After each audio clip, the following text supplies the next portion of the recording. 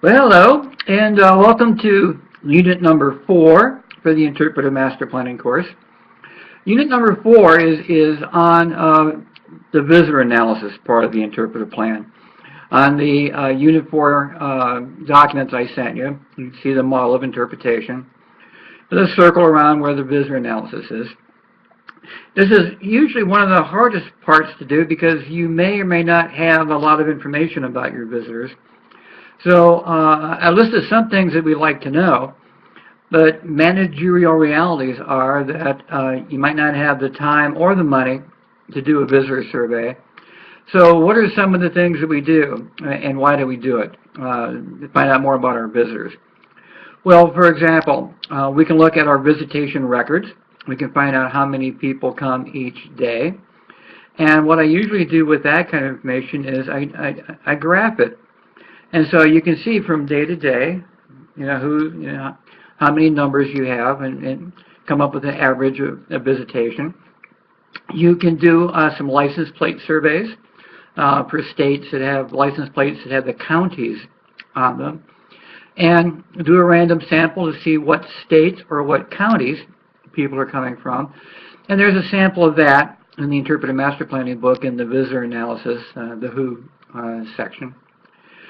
Something else you can do is interview people like at receptions, or look at who are the people in the gift shops or who are the people in the cafeterias. And you want to find out things like, are they traditional families? Are they retired people?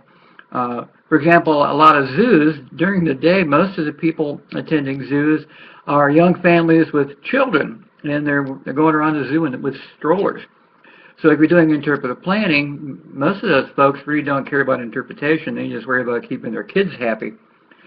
So also when we do our visitor analysis, if we're doing it from a brand new site, we need to know how many people are going to be showing up so we can plan for parking. We know how much room is needed per car, and if we can estimate how many people are going to show up at one time, how much parking we need.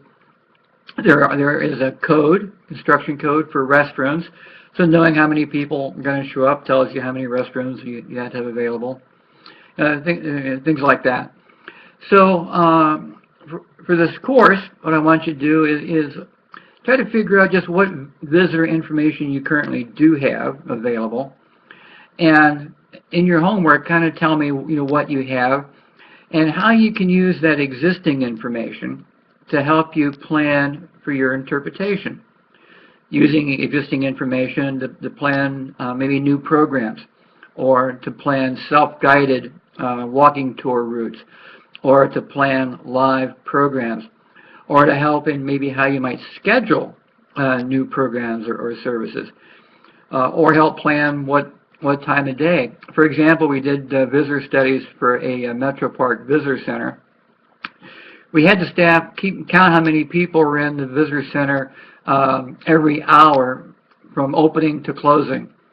And what they found was that 80% of the visitors showed up at their visitor center after 5 o'clock, because this was a center in a community, and most of the people were at work during the day. But after 5 o'clock, when they got off of work, they came to the park to walk or do bicycle riding or have an evening picnic, or come for programs.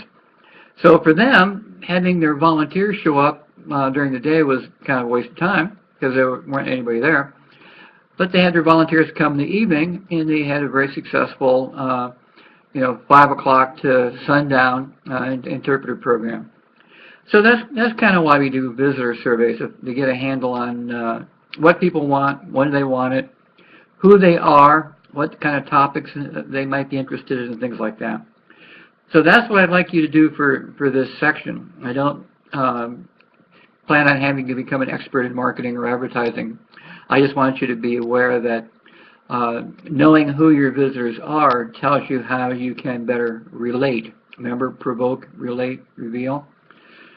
So you can better remember and think about how you can relate to people who are your visitors, what kind of analogies, what kind of metaphors, what types of hands-on experiences would be best for them.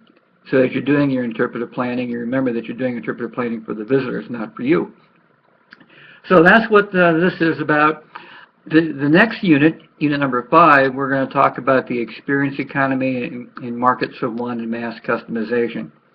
And what that's about is that one size does not fit all. And so we'll talk about how, as an interpretive planner and doing interpretive plan for your site, you might have one walking route through your site or one trail that you use, but you can have 10 or 15 different ways you interpret that. And so we'll talk more about that in Unit 5 when we talk about mass customization and markets of one.